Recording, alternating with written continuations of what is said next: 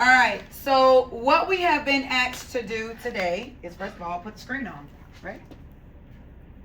Yep. All right, what we are being asked to do today is solve the quadratic function by what? Factoring. Factoring. And so we have learned to factor. There are multiple ways that you can factor a quadratic function, right? But the way that we have focused on is using the area model to factor, right? So what are all the ways in which we can solve a quadratic function? Using a table, we could graph, we could factor, or we can use the quadratic formula, or we can use. So we have learned how to basically use the area model to help us factor to solve, right? So we're going to do that, but I want to show you something else today also, okay? So let's start with this. How many terms do we need to be able to put this inside of the area model? 4. We need 4. How many terms do we have? 3. 3. So we're missing 2 terms, right? So what do we do in order to find those terms? We have to, we're going to change our B out for 2 additional terms, right? So how do we do that? We're going to replace our B with 2 terms. So here's what we do. We start with A equals, B equals, C equals. I want everybody in your notebooks to do on a clean sheet what I'm doing, because I'm going to give you some additional things, okay? So we got A equals, B equals, C equals. What is our A? 1. It is 1. What is our B? 2. What is our C? -8. And you got to put -8. All right? Now, next thing I'm going to do is I'm going to say, what is A times C? I am multiplying my A by my C. What do I get when I multiply these two? -8. And then I'm going to put D, E. Now, what am I looking for? I am looking for 2 numbers, D and E. 2 numbers that multiply to give me -8, but add, or subtract, but add to give me 2. Is everybody with me? Yes. What does that process look like? First of all, I'm going to start with, First of all, I'm going to start with the multiples of 8. How do you get 8? What do we do? 1 times 8. What else? 2 and 4. Anything else? 2 and 4, 4 and 2. I'm not worried about the signs yet, but I'm just trying to think of what numbers to get 8, right? So it's 1 and 8, 2 and 4. Now, any of these that I can add or subtract, that would get me a 2. 2 and 4. So I don't want this, right? Because if I add 1 and 8, I get 9. If I subtract them 2, I get 7. That's not my middle number. So I'm not looking for that, right? What I want is this 2 and 4. Now what do I have to do? I need one of these to be negative. How do I know I need one of these to be negative? Because my A times C is negative. And the only way you can get a negative when you multiply 2 numbers, one of the numbers got to be what? Negative. If both the numbers are negative, then your answer is going to be Positive. and I don't have a positive product. Are you all with me? So I know only one of these can be negative. Now, which one is negative depends on what is happening with this B, right? What kind of B is this? Positive. It's positive. So if the B is positive, what does that tell me? That means my larger number must be. If you're adding 2 numbers and one is a negative, how do you get a positive out? The larger number must be positive. Are you all with me? This B actually tells me what the sign of my largest number should be. Are y'all with me? So which one of these has to be positive? So that means the 2 is what? Negative. Negative. Does that make sense? Yes? Good. Put this wrong tonight. Can y'all hear me? Yes. Okay. So now that I have -2 and 4 and I know what my numbers are going to be, now I can go over here and put y equals, do what I do, x squared. Now I'm going to replace this 2x with my 2 terms, right? What are the terms that I have? -2x, positive 4x, and then what's the rest? -8. Now I no longer have 2 terms. I have what? 4 terms. I no longer have 3 terms. I have 4 terms. Does everybody follow? Anybody got any questions about how I got there?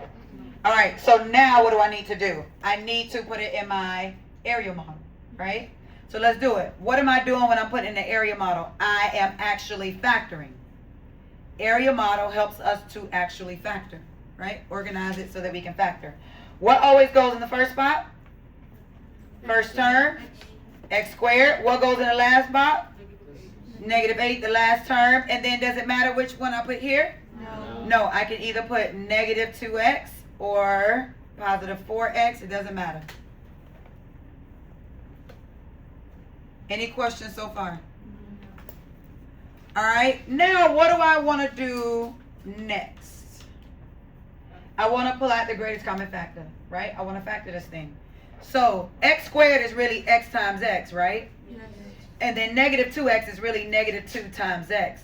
So what do they have in common here? X. X, so I'm going to pull out a x. And I know that to get x squared, it got to be x times x. So I'm just going to pop this x right here, right? Now the only thing I need to do is look at what I got left, right? How do I get a 4x here? 4 times X. 4 times x. So I'm going to put right here +4.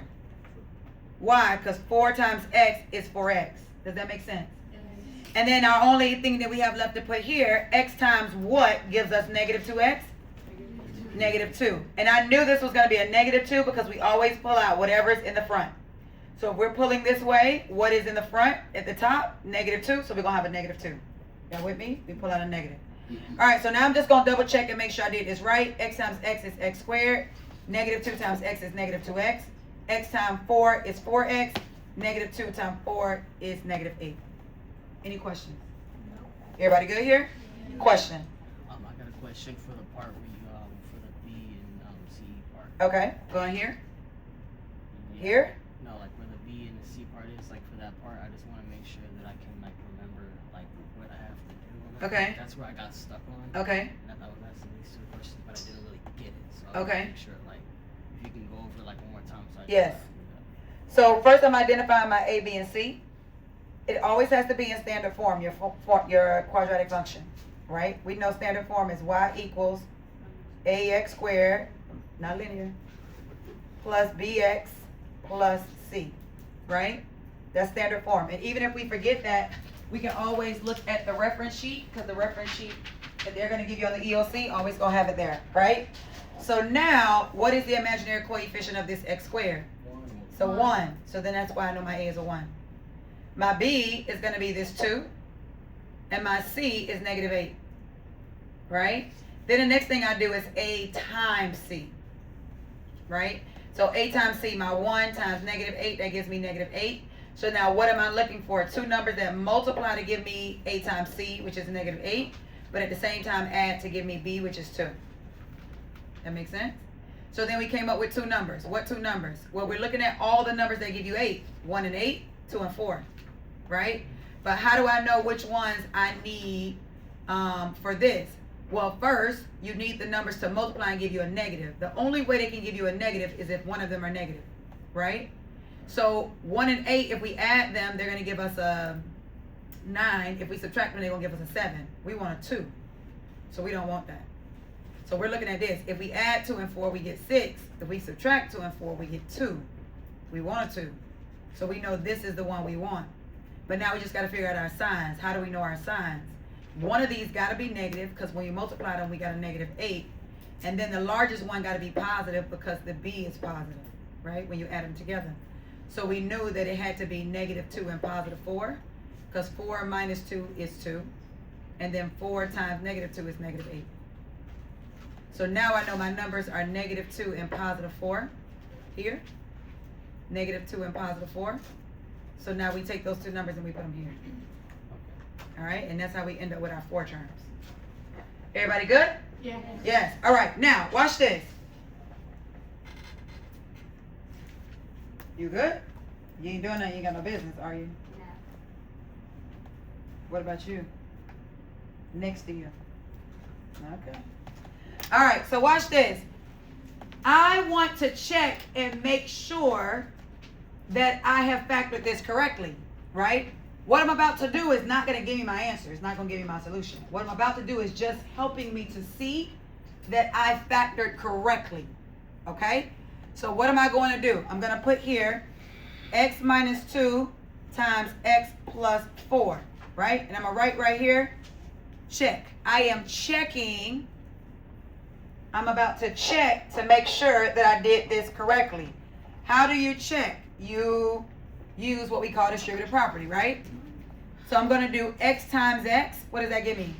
X squared. X squared. X times 4, positive 4x. Negative 2 times x, negative 2x. And negative 2 times 4, negative 8. Now, what is this helping me with? Nothing.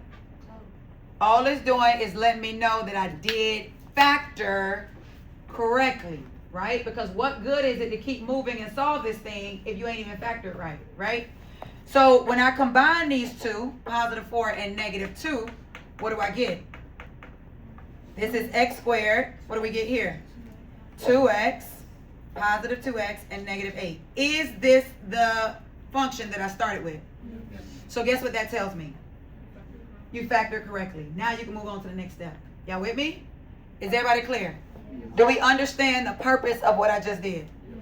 It is just to check and make sure that I factored correctly, right? All right, so I did factor this correctly. So now I'm going to move on. I got my factors. My factors are, I'm going to put y equals x minus 2 times x plus 4.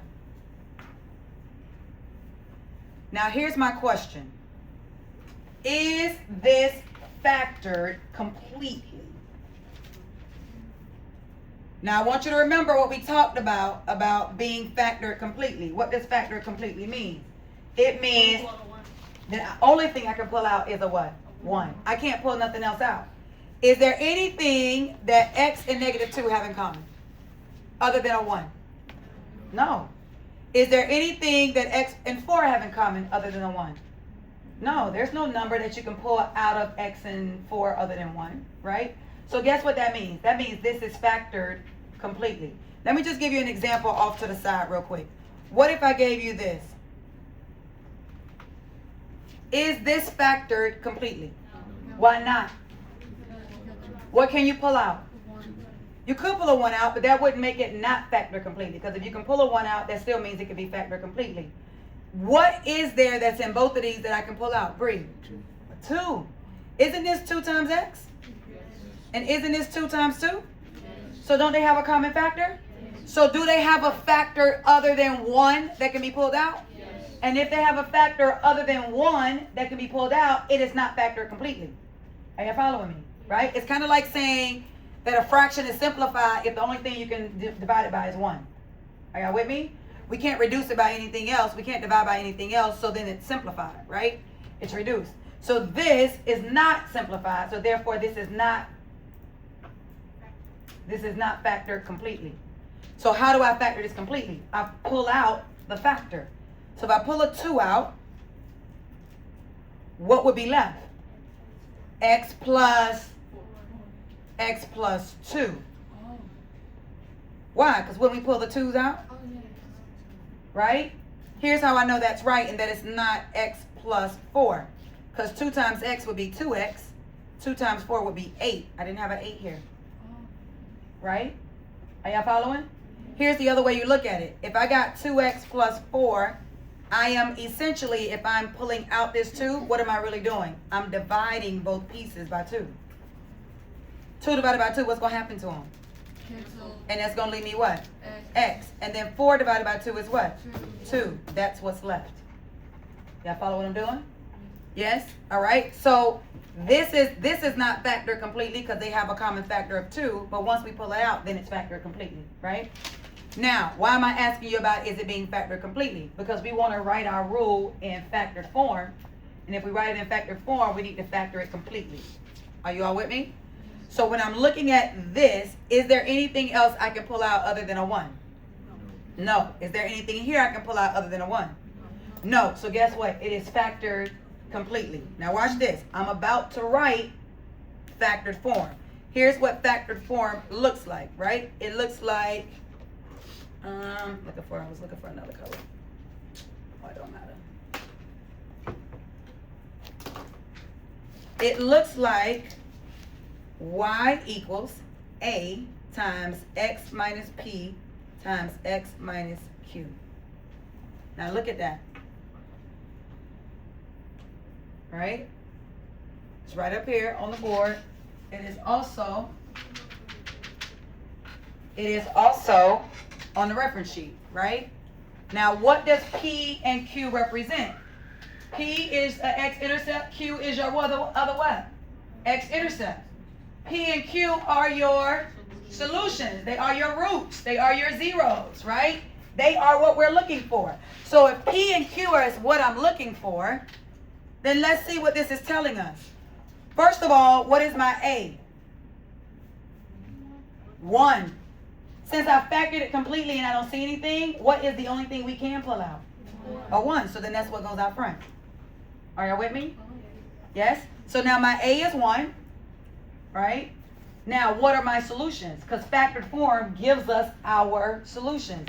So what are my solutions? It is going to be the opposite of what I see.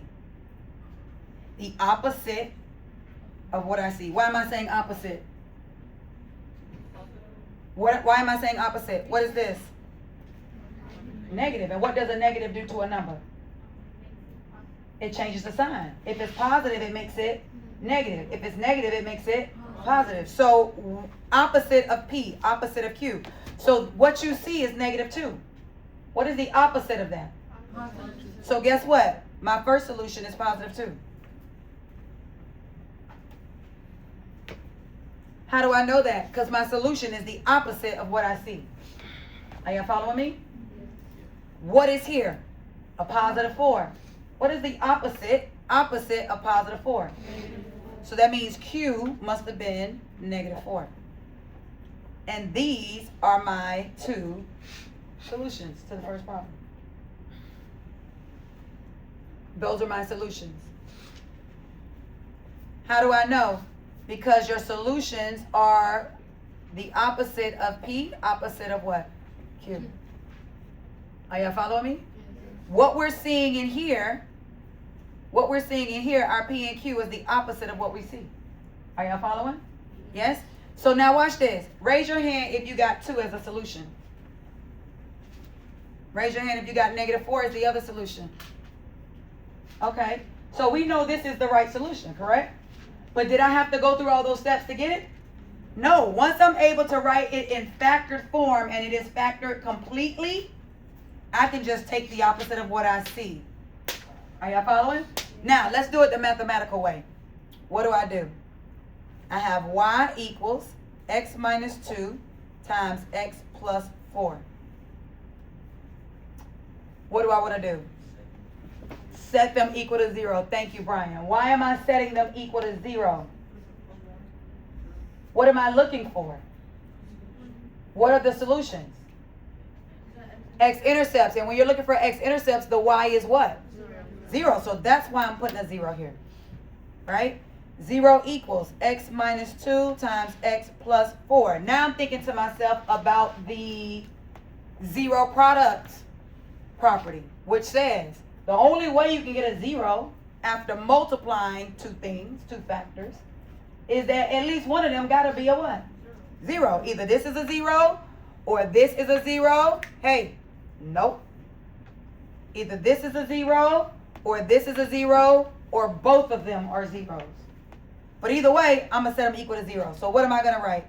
X minus 2 equals 0.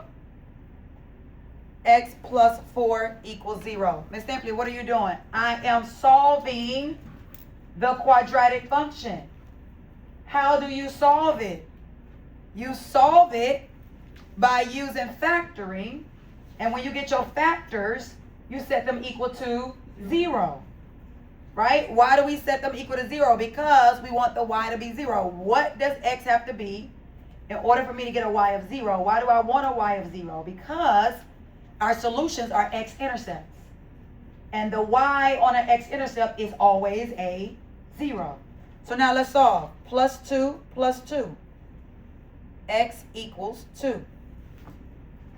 Minus 4 minus 4. X equals -4. Isn't this what we got the first time? without even doing the algebra, without doing the math, we got the same answers just by looking at our factored form.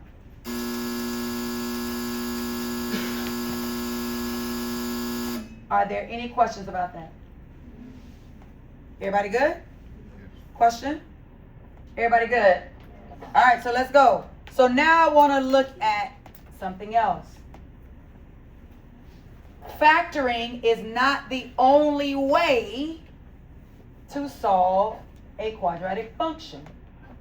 We can also use what is called the quadratic formula. So, on your paper, let's write down quadratic formula.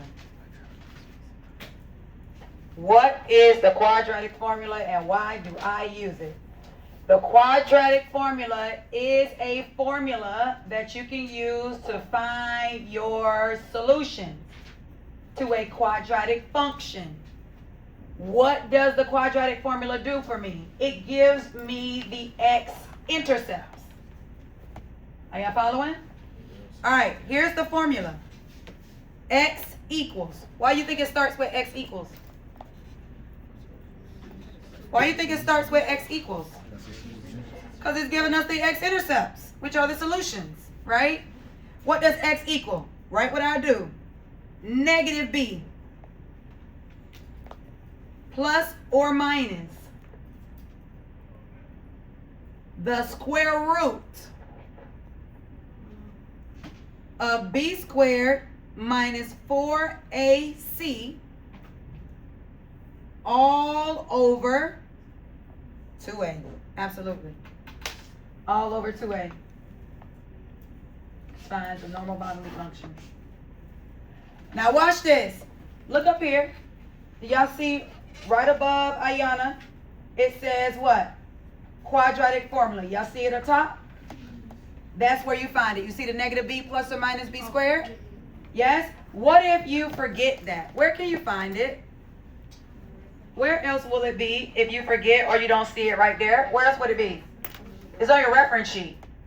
It's always on the reference sheet. Are y'all with me? So it'll be available to you. Back in the day, we had to teach our kids the formula because they had to memorize it. They wouldn't give it to them on the reference sheet.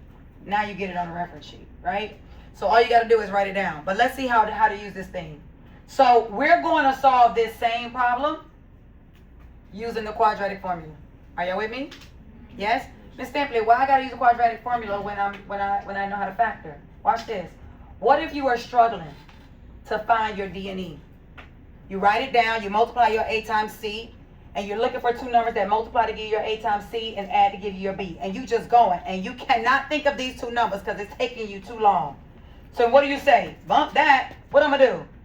I'm going to pull out this quadratic formula, and I'm about to plug these numbers in and get this answer. Are y'all with me? Quadratic formula will give you your answer 100% of the time. Are y'all listening? Sometimes factoring is easy because you can just see your numbers and you can just pop them in and get them and get it done, right? But there are times when it's going to be a little bit more complex to find your answers. And so what do you do when it's difficult to find my answer? I got an alternative method. I'm going to just pull out this quadratic formula. And even though it may take me a little bit longer to do it using the quadratic formula, at least I know when I'm done, I got my answers. Are y'all following? All right, so let's do it. Now, I think quadratic formula takes up a lot of space on your paper because every time you do it, you got two lines. So we're going 2 more lines and 2 more lines and 2 more lines. So what I like to do is I like to write it instead of vertically, I like to write it horizontally on one line. And I'm going to show you what that looks like, okay? So let's do it together. First thing I'm going to do is I'm going to identify my A, B, and C from the one that we got right now, right? So what was our current A for this problem? 1. What was our B? 2. What was our C? Negative 8. And that's all I need. Why do I not need to do A times C right now? Why don't I need to do A times C? We're not factoring. Are we factoring? No, we're not using that method. Right now we're using quadratic formula, and all I need is my A, my B, and my what? C, right? So now watch what I do. X equals.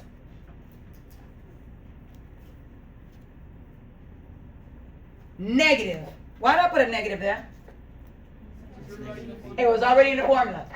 It's very important that you pay attention to that. It was already in the formula. Every time we plug a number into the formula, every time we replace an A, a B, or a C, we're going to put whatever we replace in parentheses. Every time we substitute in a value, we're going to put it in parentheses. And your second line after your formula is always going to be strictly substitution. I'm not multiplying, I'm not adding, I'm not subtracting, I'm not doing none of the math. All I'm doing is plugging in numbers. Are y'all with me? Don't start doing the problem while you're putting the numbers in. It's going to cause you to mess up. Just put the numbers in first, okay? So let's do it. What am I putting in place of B? 2. Plus or minus the square root of. What am I putting in place of B? 2. Now what do we do with that 2? Square it. Y'all see where it says B squared? 2 squared. Now, minus, 4, 4. Now, what am I putting in place of A? 1. What am I putting in place of C? Negative 8. All of this is under the radical. And y'all know radical means square root symbol, right? Right? Now, I'm going to put this all over. Notice I'm not putting a line under the X. Just under this stuff. All over 2. Look what I'm doing. Look what I just did. Where did I put my fraction bar? On the side, right? When you got that slash, that means division. Remember I told you I'm going to work it horizontally? 2 times, what's my A? 1. Now, what am I going to do? This part is not under the bar. This part is not under the radical. Y'all see that? It's not under the radical. So what does that mean? That means I'm going to do all of this first and do this last. Are y'all with me? Yes? All right, so let's go. Second line. X equals. Why does thing keep saying X? Because it is the formula to find your x-intercepts. Right? But Ms. Stampley, this is only one formula. We got 2 x-intercepts. You do have 2 x. You're not always going to have 2. Sometimes you got 1. Sometimes you ain't got none. But how do you get 2 answers from this? Look right here. What does this say? Plus or what? Minus. What does that mean? You're going to take this and add, and then you're going to take this and what? Subtract. Don't they give you 2 different numbers? It's going to give you 2 different numbers. That's where your 2 intercepts going to come from. Are y'all with me? All right, so let's go. Now, I got this negative and this 2. Now, you can do this real simple. We can do it complex. Either way, we're going to get the same answer. Okay? So, what's the imaginary coefficient when I don't see it? 1, right? So, I can put a negative 1 here and say negative 1 times 2. What do we get? Negative 2. Or we can look at it like this. I got a positive 2. That's the opposite of 2. Negative 2. Does that make sense? Yes? Whatever this number is that you plug in for B, you're always going to do the opposite once you put it here. Don't change it here. Don't see this and then put negative 2 in here. We're just going to put regular 2. Now, on the next line, we're going to change it. Okay? Because you're going to mess around and change it in, then go back and change it again on the next line and mess up. Don't change it when you're on this line where we just plug it in. Now I'm going to put what? Plus or minus the square root. Keeping it nice and neat. Now, get your calculators and give me my answers. What is next? I'm going to do this thing in order. According to PEMDAS, what are you always supposed to do first? Parentheses. Now, we don't have any parentheses to work in here. This is exponents, this is multiplication, this is multiplication, this is multiplication. Our parentheses mean multiplication. But the P in PEMDAS really means parentheses, brackets, or any grouping symbol. That's what P stands for in PEMDAS. It means parentheses, brackets, or any grouping symbols. What are grouping symbols? Anything that keeps stuff together. Are y'all with me? Parentheses does that. Brackets do that. Guess what else do that? A square root symbol. Y'all with me? Aren't all of these things grouped together under here? Yes. So that's a grouping symbol. Are you with me? So according to PEMDAS, we are going to do this part first. Are there any questions? All right, so let's do it. So now we're under here. We got exponents, subtraction, and multiplication. What are we going to do first? What do we do first in PEMDAS? Parentheses, and then what? Exponents. PEMDAS. P-E-M, right? Exponents are next. So do we have any exponents? Yes. What are we going to do? 2 squared. What's 2 times 2? Or 2 squared? 4. So this is going to be 4. Let me have that calculator right now.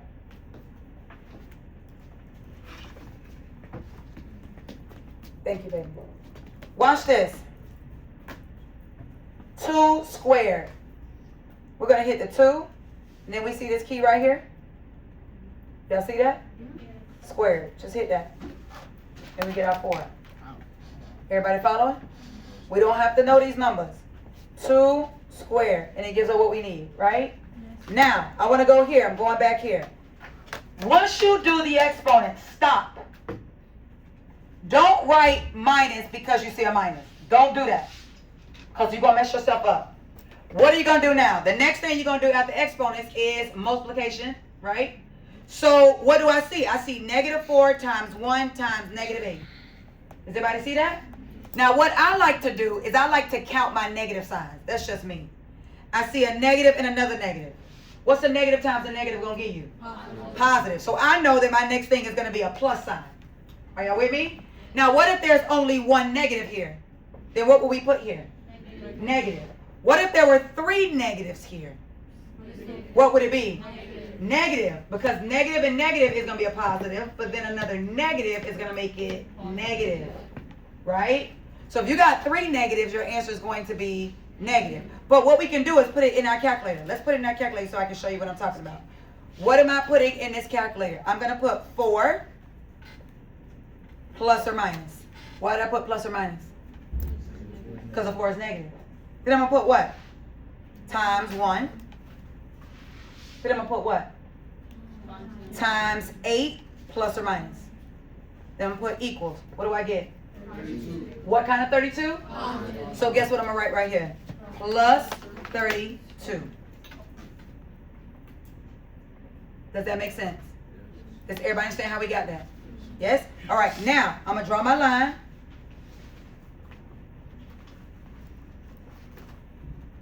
Now notice I ain't messed with this yet. Why? Because that's really our denominator, isn't it? What's 2 times 1? 2. So I'm just going to pop a 2 right here. Now let's finish. X equals. Why this thing telling us X equals? Because X represents what?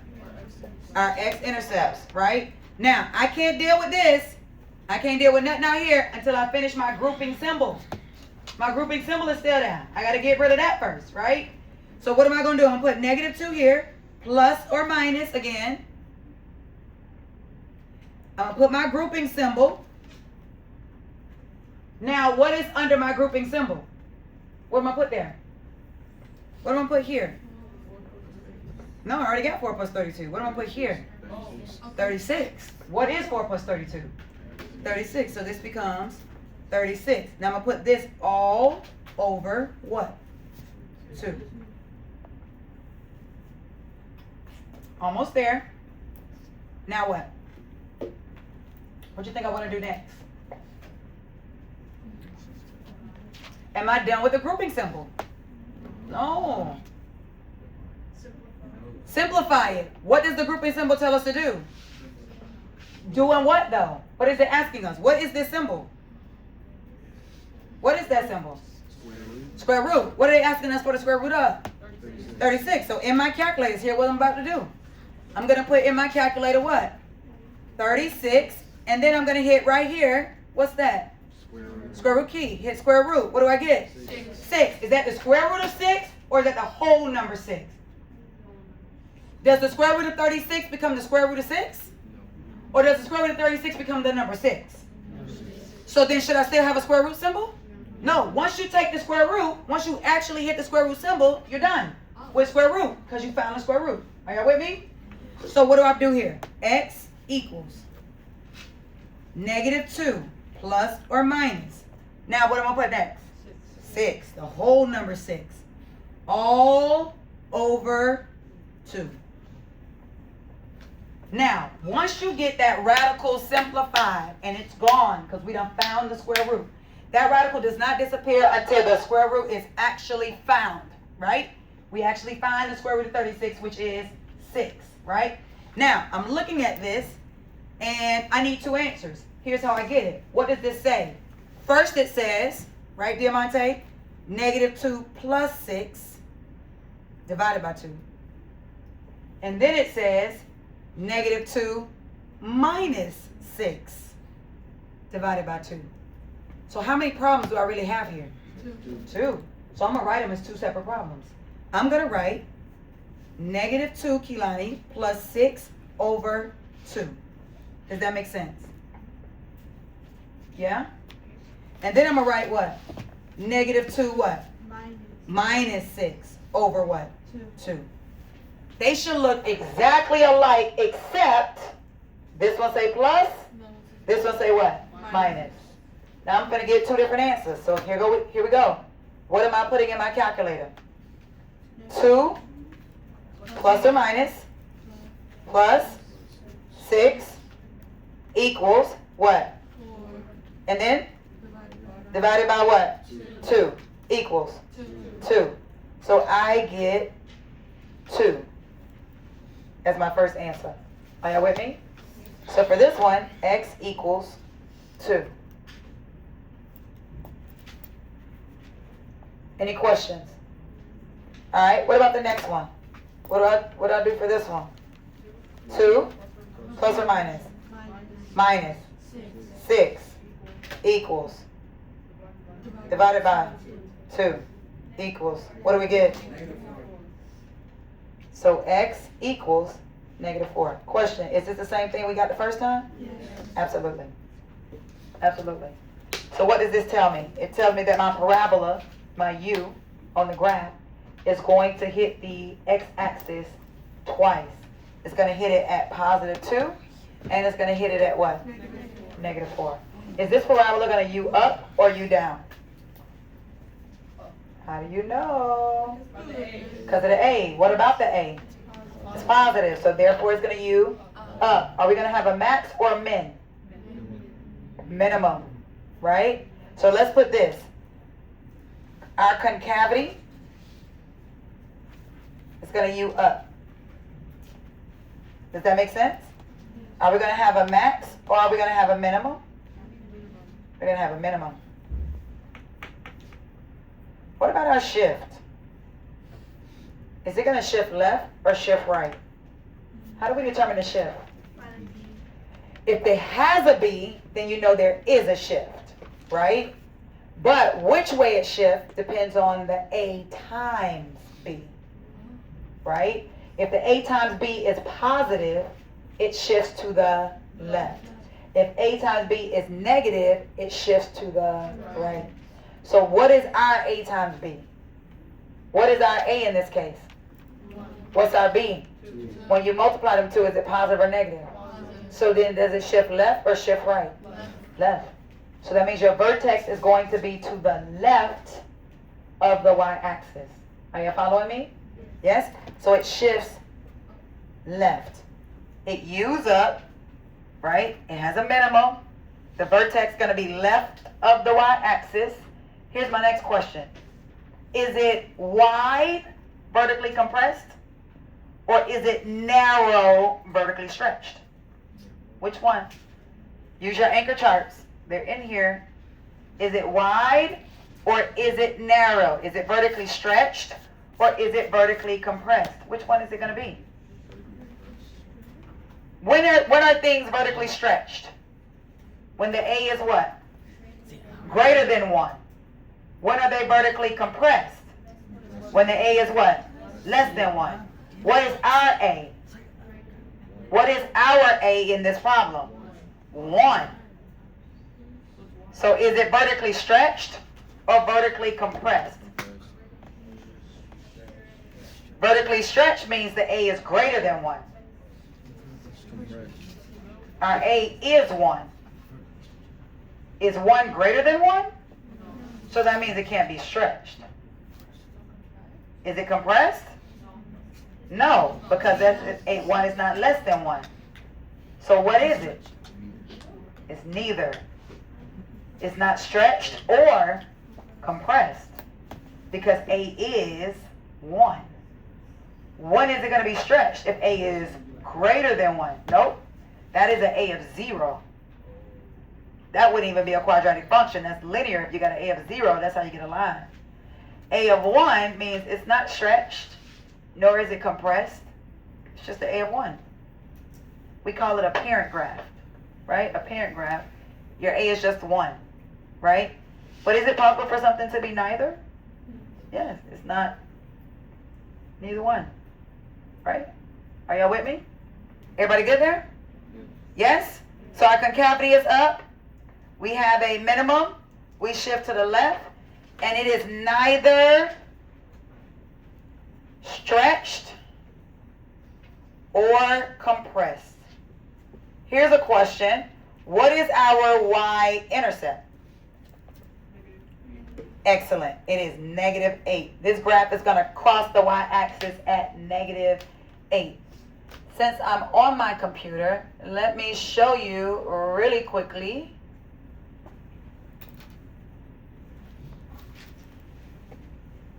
what this graph is going to look like.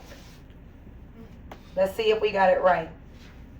Give me the rule. Y equals what? What was our original function? X squared. 1x squared, okay, x squared Plus 2x. plus 2x minus 8. So this is that graph, first of all, where we write about our intercepts. What is that? -4. What is this one? +2. Is that what we got?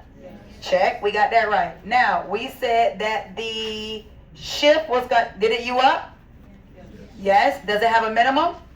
Yes. Now, when we look at this, does it go through the y-axis at -8? Yes or no? Yes. Isn't that your x-axis, your y-axis, and it crosses at what? -8. Y'all see that? Do we see that? No. You can't see it? Okay, but you got to believe me. Here it is. The numbers are going to be a little small, but let me see if it juices it up for me. Nope, it doesn't make it any bigger. Hold on. Okay, maybe that's too big.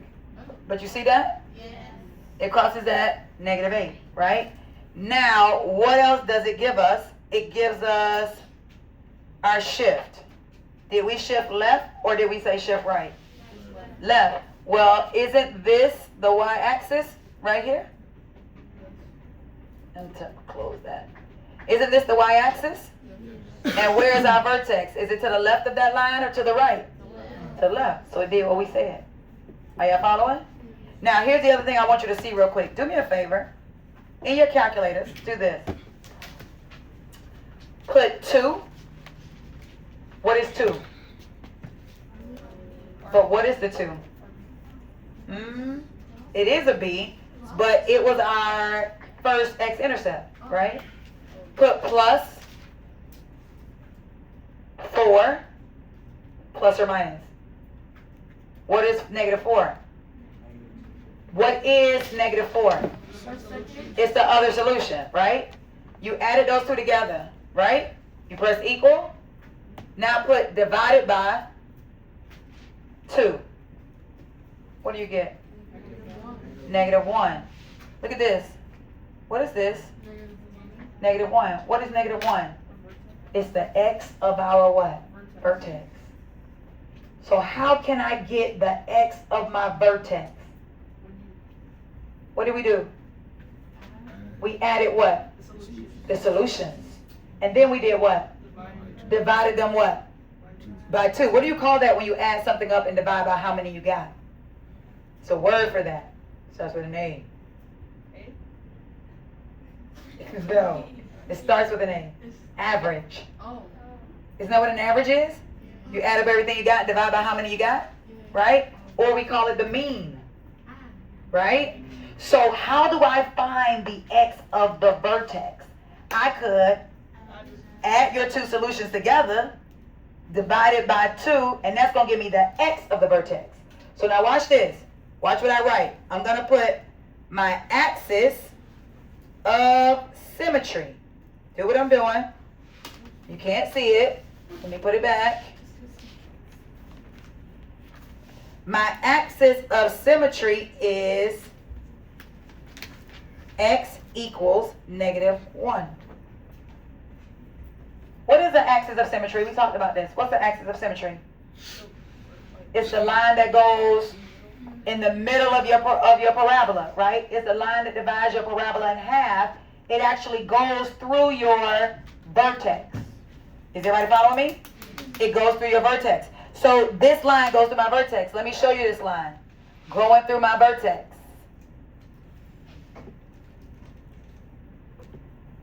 Watch. I'm going to go over here, and I'm going to put this equation that we just wrote for our axis of symmetry. We put x equals what? What do we put? X equals what? Negative 1. You see that line that was just created? You see that? I'm going to take it off. Watch, I'm going to put it back. You see it? That line goes through our what? It goes through our vertex. Are y'all following me? So I could find the line that goes through my vertex, which means I also know the x of my vertex. If I needed to graph this, all I need is 3 points. I got my 2 solutions. I just need my vertex. That means you need the y. How am I going to get the y of the vertex? If I know the x of the vertex, how do I get the y of the vertex? Plug it in. Let's do that. Turn your paper on your paper. Let's keep going. Let's find the y of our vertex. What do I do?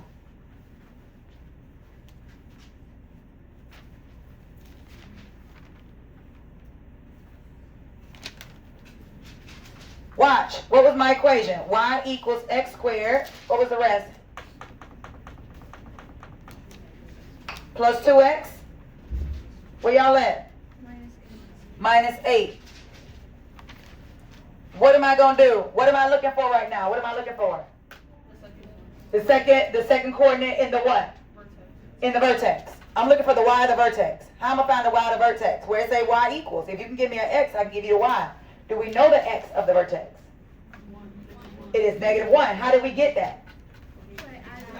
Added our 2 solutions together and divided by 2. That gave me the x of my vertex. Now what I'm going to do with that negative 1, now that I got it? Plug it in. And it's going to give me the y of my vertex. If you already got the x of your vertex, plug it in. It'll give you the y of your vertex. So let's do that. So I'm going to plug it in. So I got y equals. What am I going to plug in for x?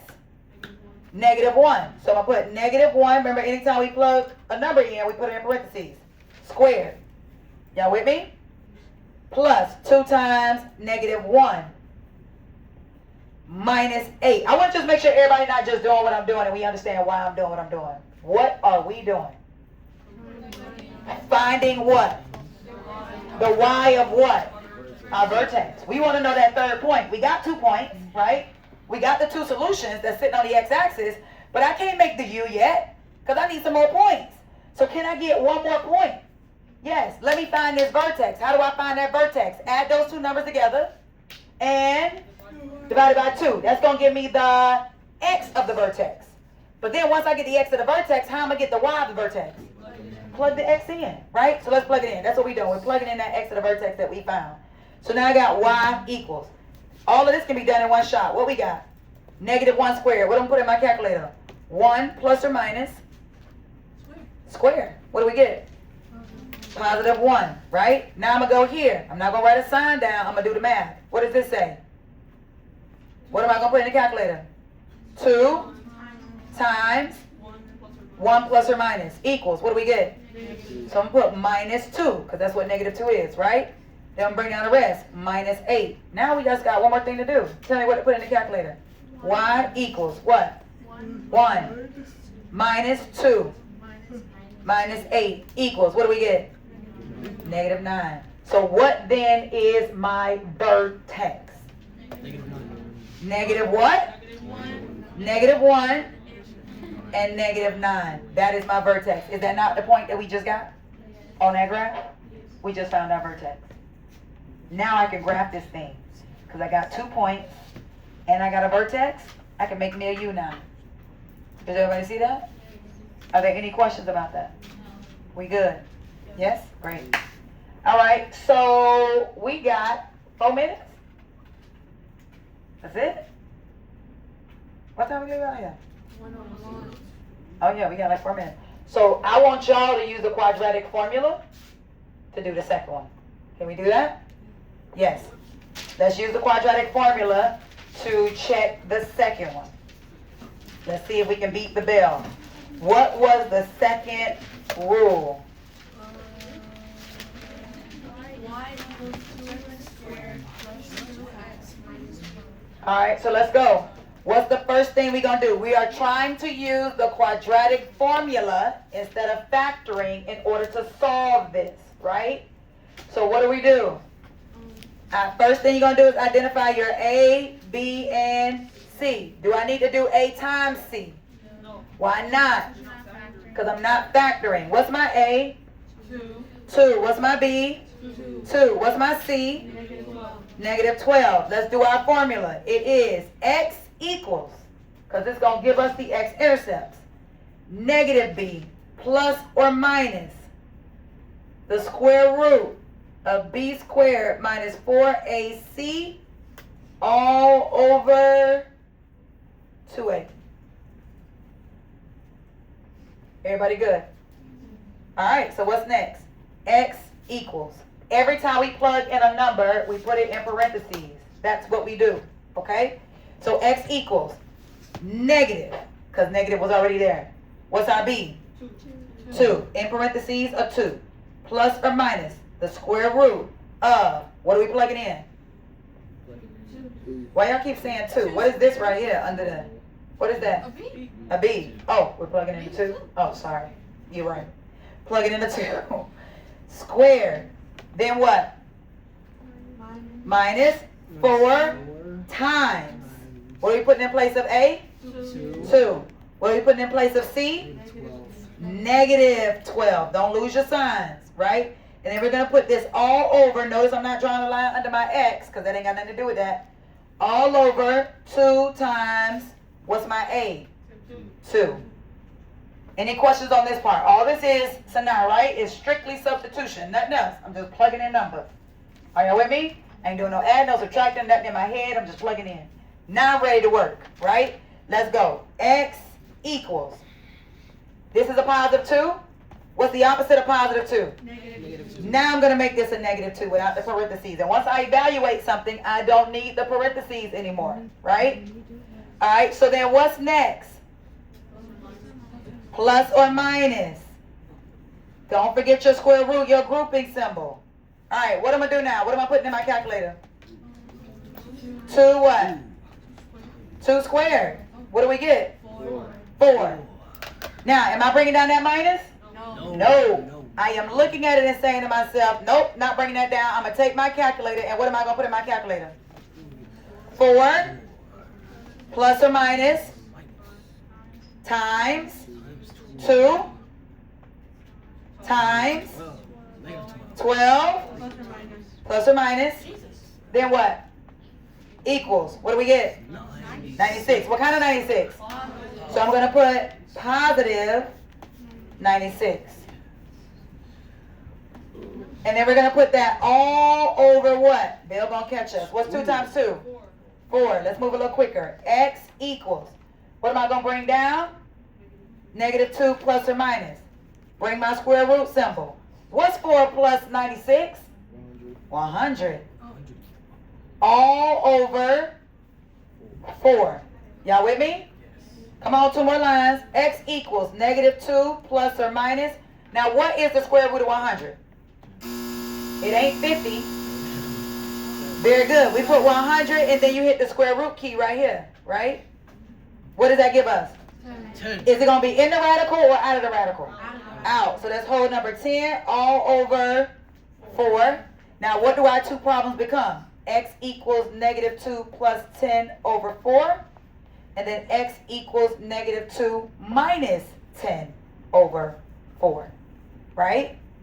10 take away 2 is 8. 8 divided by 4 is what? 2. And then negative 10 and negative 2 is negative 12. Negative 12 divided by 4 is negative 3. Are these the solutions that you got on your paper the first time?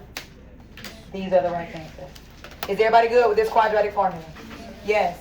Can you stop that for me, baby?